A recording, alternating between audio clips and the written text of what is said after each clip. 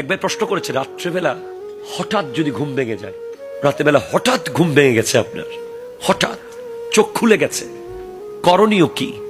সেই মুহূর্তে আপনি কি করবেন? আসলে অনেক সময় আমরা রাতে হঠাৎ ঘুম ভেঙে গেলে ভয় পেয়ে যাই, ঠিক না বলেন তো? রাত্রে যদি হঠাৎ ঘুম ভেঙে যায়, তখন একটা বিশাল সুযোগ আপনার সামনে এসেছে দোয়া কবুল করানোর।